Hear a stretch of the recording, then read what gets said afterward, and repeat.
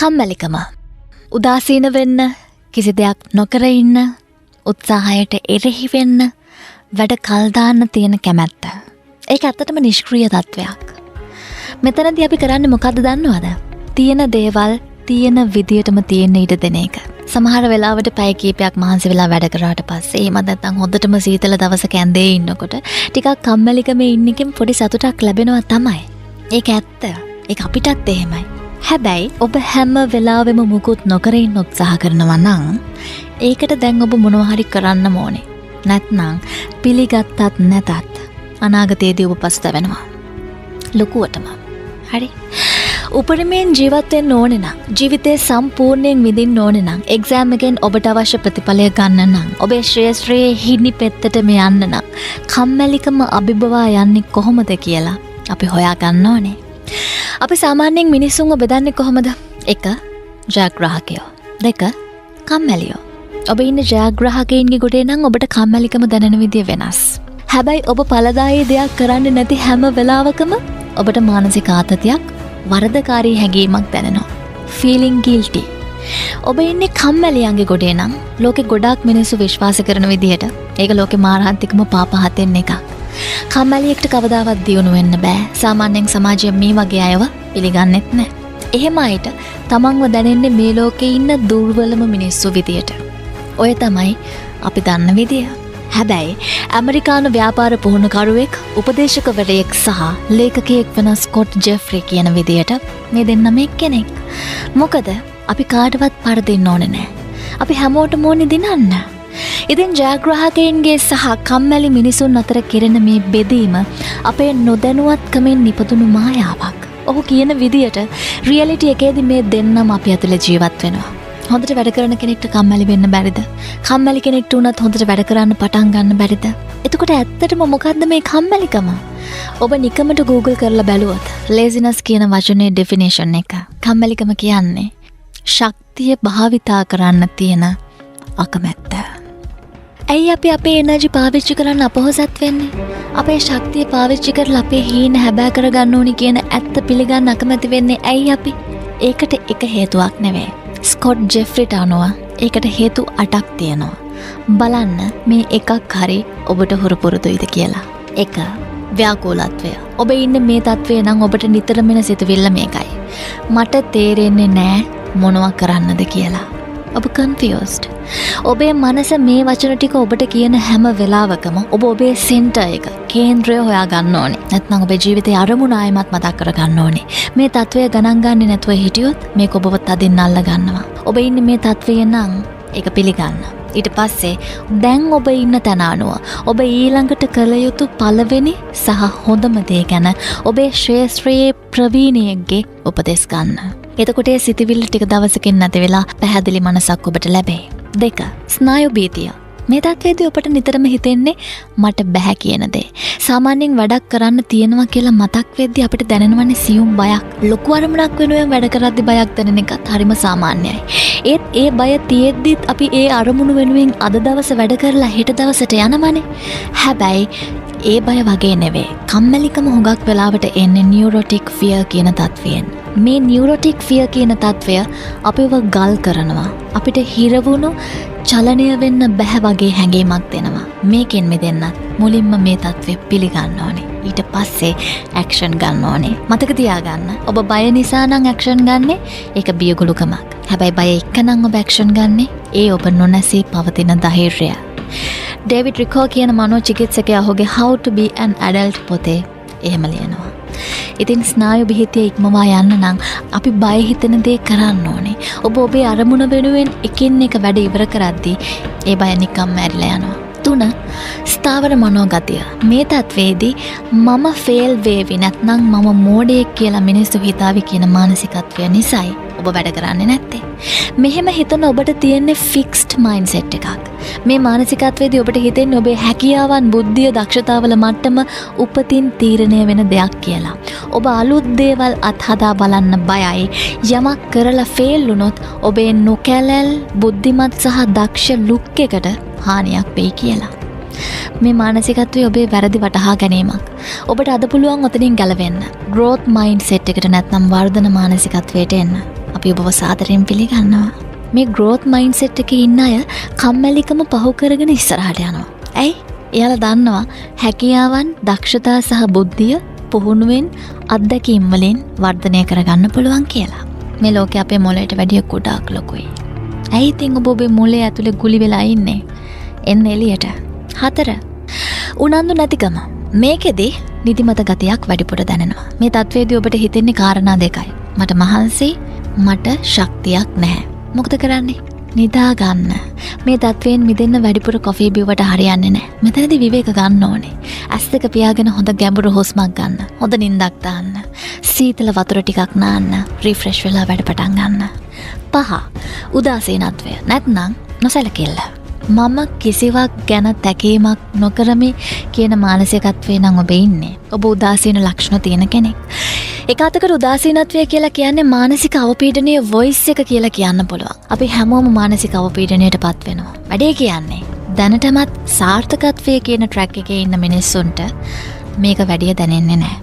එයාලා නොදැනුවත්වම වගේ මානසික අවපීඩන තත්වයන් පහු කරනවා. මොකද ඔවුන් ඒ හරහා යම්කිසි පවර් එකක්, බලයක් ලබා ගන්නවා. ඒක ඉන්ධනයක් කරගන්නවා. හැබැයි උදාසීන මානසිකත්වයේදී අපි දන්නේ මානසික අවපීඩනයත් එක්ක ෆයිට් කරන්න විතරයි. ඒකෙදි වෙන්නේ මානසික අවපීඩනය අපිට වඩා බලවත් වෙන එක. මෙහෙම වෙන්නේ හුඟක් වෙලාවට අපි ට්‍රැක් එකෙන් පිට පැනලා ඉද්දී. ඉතින් ආයෙමත් ඔබේ පෞද්ගලික වටිනාකම් වලට අරමුණු වලට පණ දෙන්න. එතකොට ආයෙමත් ට්‍රැක් එකේ ඉන්නවා, ජීවත් වෙනවා කියන හැඟීම ඔබට දැනෙයි. 6. කනගාටුව. හරිම සරලව ඔබ හිතනවා මට අලුත් දෙයක් ආරම්භ කරන්න වයස වැඩි, දැන් පරක්කු වැඩි කියලා.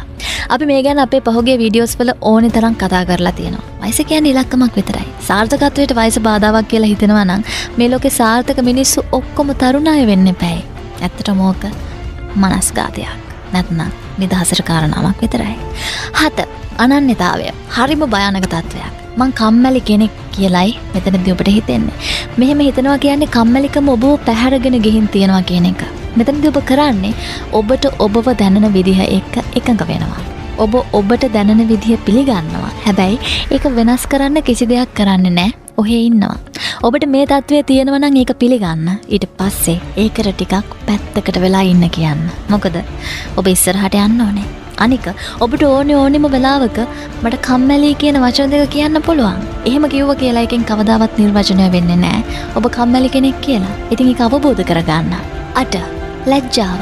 මේක හොඳ තත්වයක්. හැබැයි මෙතනදී ඔබේ මනසට එන මම කොච්චර කම්මැලිද කියන සිතුවිල්ල නිසාම ඔබ එක තැනක හිර වෙලා ඉන්නවා වෙන්න පුළුවන්. මොකද ඕනෙම මිනිස්සෙකුට එන්න පුළුවන් සාමාන්‍ය මනුෂ්‍ය ගතියක් තමයි මේ කම්මැලි මිනිසෙක් වීමේ ලැජ්ජාව. ඉතින් ඔබ තනි වෙලා නැහැ. සමහර අවස්ථාවලදී මටත් කම්මැලි හැඟීම් දැනෙනවා. අපි මතක තියාගන්න ඕනේ හැම කෙනෙක්ටම කම්මැලි පාට් එකක් තියෙනවා. එහෙම වුණා කියලා ඒකෙන් ඔබ ගැන කිසිම නරක දෙයක් කියවෙන්නේ නැහැ. මොකද අපිට කම්මැලිකම අභිබවා යන්න පුළුවන්. ඒක අනිවාර්යයෙන්ම ලැජ්ජාවට හේතුවක් නෙවෙයි. දැන් ඔබ දන්නවා කම්මැලිකම කියන්නේ මොකක්ද කියලා. හැබැයි අපි විශ්වාස කරන විදිහට මේකට ප්‍රධානම හේතුව distractions. ඔබව නොමග යැවීම. නිකමට හිතන්න වැඩ කර ඉන්න ගමන්, පාඩම් කර ඉන්න ගමන් විනාඩියකට ෆෝන් එක අතට ගත්තොත් විනාඩි 40කට අපි ඒක පැත්තකින් තියන්නේ නැහැ. විනාඩි 30ක් පනින කල් අපිට මතක් වෙන්නේ නැහැ. ඇයි අපි ෆෝන් එක අතට ගත්තේ කියලා. Facebook එකේ අපි බලන්න කැමති විදිහේ වීඩියෝ එකක් ප්ලේ වුණොත් ඒ හා සමාන තව ඒවා අපිට සජෙස්ට් වෙනවා. අපි එකක් බලනවා, තව එකක් බලනවා. අපි හිතනවා අපි ඇඩික්ටඩ් කියලා.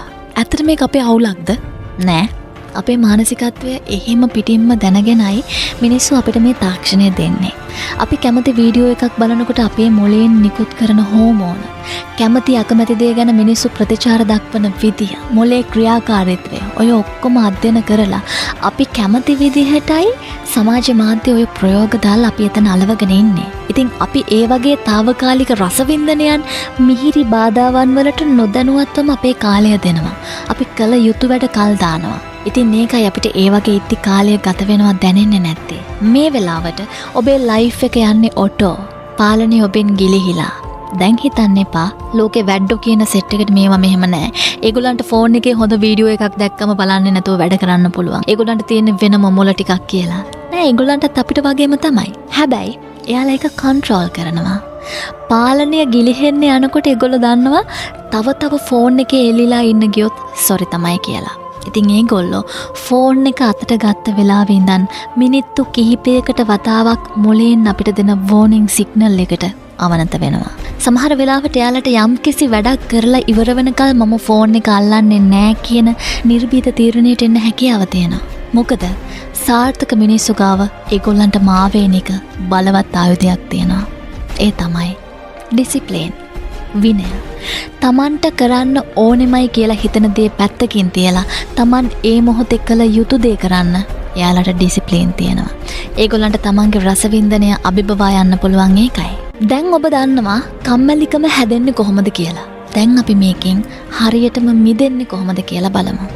පළවෙනි දේ, කම්මැලි වෙන්න එපා කියලා අපි කියන්නේ නැහැ. මොකද අපි දන්නවා කිව්ව ඵලයට කම්මැලි නොවී ඉන්න බෑ කියලා. ඒ වෙනුවට රෙමේ සැසන් කියන නැගීයන ගත්කතුවරයා සහ පෞරුෂත්ව සංවර්ධන උපදේශකවරයා කම්මැලිකම ජය ගන්න දෙන මේ ප්‍රැක්ටිකල් විසඳුම් try කරලා බලන්න. 1. ඔබේ ලොකු වැඩ පොඩි කොටස් වලට වෙන් කරන්න. අපි ගොඩක් වෙලාවට වැඩ මගාරින් ඒවා පුදුම තරම් වෙහෙස කර දේවල් නැත්නම් අපේ කාලයෙන් වැඩිපුර කාලයක් ගන්න ලොකු දේවල් වගේ පේන හින්දා. හැබැයි වැඩ පොඩි කොටස් වලට කඩා ගත්තොත් මේ ප්‍රශ්නේ විසඳ ගන්න පුළුවන්. එතකොට ඒවා ඒ තරම් අපහසු බය හිතන දේවල් විදියට පේන්නේ නැහැ. එක ලොකු වැඩක් වෙනුවට පොඩි වැඩ ටිකක් තියෙද්දි පියවරෙන් පියවර ඒක අපිට ඉවර කරන්න පුළුවන්.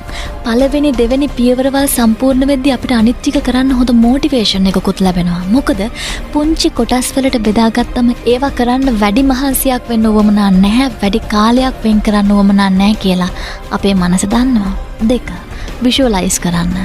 අපිට වෙන්න අවශ්‍ය පුද්ගලයා කවුද? ඒ කියන්නේ ඔබේ හොඳම වර්ෂන් එක මොකක්ද? අපිට ළඟා කරගන්න අවශ්‍ය අරමුණු වගේම අපිට ජීවත් වෙන්න අවශ්‍ය ජීවිතය ගැන නිතර මෙනෙහි කරන්න. සරලවම කියනවා නම් විෂුවලයිසේෂන් පාවිච්චි කරන්න. ඔබ මොකක් හරි තරගයකට මුහුණ දෙන්න ඉන්නවද? එහෙනම් ඔබ ස්ටේජ් එකේ perform කරලා මිනිස්සු ඔබට cheer කරන හැටි විෂුවලයිස් කරන්න. ඔබ එක්සෑම් එකෙන් පාස් වෙලා ඔබට අවශ්‍ය ප්‍රතිඵලය ලබාගෙන සතුටින් ඉන්න හැටි විෂුවලයිස් කරන්න. මොකද එතකොට අපිට ඒ වැඩේ කරන්න අවශ්‍ය ශක්තිය සපයන හෝමෝන ක්‍රියාත්මක වෙන්න පටන් ගන්නවා. එතකොට අපිට වැඩ කරන්න හිතෙනවා. හේතුව ඒක අපිව ක්‍රියාත්මක වෙන්න පොළඹවනවා. 3. ඔබට කරන්න තියෙන වැඩේ කරලා ඉවර වුණාම ලැබෙන ප්‍රතිලාභ ගැන හිතන්න. දුෂ්කරතා එහෙමත් නැත්නම් බාධක හිතනවා වෙනුවට ඔබේ කම්මැලිකම අභිබවා වැඩ කළොත් ඔබට ලැබෙන ප්‍රතිලාභ ගැනයි ඔබ හිතන්න ඕනේ. හොඳට මතක තියාගන්න. ඒ වැඩේ ඉවර කරන්න ඔබට තියෙන දුෂ්කරතාවලට අවධානය යොමු කළොත් ඔබව අධෛර්යමත් වෙනවා. ඒ වගේම ඒක ක්‍රියාත්මක වීමෙන් ඔබව වළක්වන්න සහ ඔබව කම්මැලි කරන්න හේතුවක් වෙනවා. ඒ හින්දා වැඩ කරද්දී හැමතිස්සෙම ඒ වැඩේ හරියට සාර්ථකව කරන්න ඕනේ නම් දුෂ්කරතා නෙවෙයි ප්‍රතිලාභවලටයි ඔබේ මනස සහ අවධානය යොමු කරන්න ඕනේ. 4. ඔබ කරන්න ඕන වැඩේ නොකළොත් ලැබෙන ප්‍රතිවිපාක ගැන හිතන්න. ඔබ කම්මැලිකමට ඉඩ දුන්නොත්, කම්මැලිකම හින්දා කළ යුතු දේවල් නොකළොත් ඒ කාර්ය සම්බන්ධයෙන් මොන වගේ ප්‍රතිචාරයක් ඔබට ලැබෙයිද? මොනවා වෙයිද කියලා ඔබ හිතන්න. ක්‍රියා නොකිරීමේ ප්‍රතිවිපාක ගැන සිතීම ක්‍රියාමාර්ග ගැනීම දෙසට ඔබව තල්ලු කරනවා. 5. එක පාරකට එක වැඩක් කරන්න. මොකද ගොඩක් වැඩ කරන්න තියෙනවා කියලා ඔබට හැඟෙනවා නම් ඔබ කම්මැලිකම ජය ගන්නවා කෙසේ වෙතත් ඒ වෙනුවට කම්මැලිකම තමයි ඔබව ජය ගන්නේ. 6. වැඩ කල් දාන එක නතර කරන්න. ඔබ නිතරම ඔබෙන් අහනවාද ඇයි මම වැඩ කල් දාන්නේ කියලා. ඔබට කොච්චර වැඩ තිබුණත් තව විනාඩි 15කින් කරනවා 30කින් කරනවා කියලා වීඩියෝ බල ඉන්නවද? අද කරනවා හෙට කරනවා කියලා ඔබටම බොරු කරනවද? කොළවල ප්ලෑන්ස් ලියනවා හැබැයි ඒව වෙනුවෙන් වැඩ කරන්නේ නැහැ. මාසේ පළවෙනිදා පටන් ගන්නවා කියලා හිතනවා හැබැයි කරන්නේ නැහැ. එකම තැන පැය ගණන් වාඩි වෙලා හාන්සි වෙලා ඉන්නවා නැගිටින්නේ නැහැ. අපිරිසිදු පරිසරයක ජීවත් වෙනවා. ඩෙඩ්ලයින් එක කට උඩට ආවම වැඩ කරනවා. ඔබත් එහෙමද? කම්මැලි මිනිස්සු අමාරු වැඩවලට ලේසි උපක්‍රම හොයාගන්නවා කියලා බිල් ගේට්ස්ුත් කියලා තියෙනවා. හැබැයි ඒක හැම තැනටම අදාළ කරන්න අපිට බෑ. අවසාන මොහොතේදී වැඩ අසාර්ථක නොවී කරන්න ඔබට සහජ හැකියාවක් තියනවා වෙන්න පුළුවන්. ඒ හැකියාව මටත් තියෙනවා. හැබැයි ඒ ගැන අපිට ආඩම්බර වෙන්න බෑ. අන්තිම මොහොතේ ඒ තරම් සාර්ථක වේ වැඩේ කරනවා නම් අපි කල් තියා ඒ දේ කළොත් කොයිතරම් සාර්ථක වෙයිද? මේක වැදගත් එකක්. මේක කම්මැලික මේක මොහොනක්. ඔබ කරන්න ඕනි දෙයක් තියෙනවා නම් ඒක දැම්ම කරලා දාන්න. ඒක ඔබේ ඔළුවේ පිටිපස්සට දාගන්න එපා. 7. සාර්ථක පුද්ගලයන්ගෙන් ඉගෙන ගන්න. සාර්ථක පුද්ගලයෝ දිහා බලන්න. ඒගොල්ලෝ කම්මැලිකමට ඒගොල්ලන්ව පරද්දන්න නොදී ඉන්නේ කොහොමද කියලා එයාලගෙන් අහලා දැනගන්න. එයාලා එක කතා කරන්න, ඒගොල්ලන්ව ආශ්‍රය කරන්න. වැදගත්ම දේ වැඩ කරන එක සරලව ගන්න. කම්මැලිකම ඇඟට එන හැම වෙලාවකම නයිකී ස්ලෝගන් එක මතක් කරන්න. Just do it. ඉතින් මට කියන්න තියෙන හොඳම ආරංචිය තමයි මේ වෙලාවේ ඔබ කොතනින් නතර වෙලා හිටියත් ඔබට ආයමත් පටන් ගන්න පුළුවන්. උනන්දු වෙන්නේ නැතුව දියුණු වෙන්නේ කොහොමද කියලා නම් අපි දන්නේ නැහැ. ඉතින් අපි කීවට බෑ. ඔබ කරන්න ඕනේ. දියුණුවේ process එක මැදදී විශ්වාස කරන්න ඔබට හම්බ වෙයි වෙලාව බලන්නවත් වෙලාවක් නැති දවස්. ඒ දවස් වලින් උපරිම අත්දැකීම් ගන්න. වැඩ තියෙන දවස් ආශිර්වාදයක්. මේ ගමනේදී ප්‍රතික්ෂේප වෙන වාරයක් ගන්න ආයේ නැගිටින්න. රිජෙක්ෂන් එක තමයි සාර්ථකත්වයේ ඉන්ජෙක්ෂන් එක. ජයග්‍රාහකයෝ කියන්නේ දිනන අයටම නෙවෙයි. හැම වෙලේම හොඳම දෙයක් වෙනුවෙන් ෆයිට් කරන අයට. ඇස් අරගෙන ඉන්න හැම පියවරක්ම ඉදිරියට තියන්න. ඔබට අවශ්‍ය දේ හමු වෙයි. ඉදිරියට යන්න නිහතමානී වෙන්න. මොකද වැඩක් නොකරම කෙනෙක් හිතනවා නම් මම හරියම පර්ෆෙක්ට් කියලා එයාට කවදාවත් එහෙම වෙන්න බෑ. Good luck.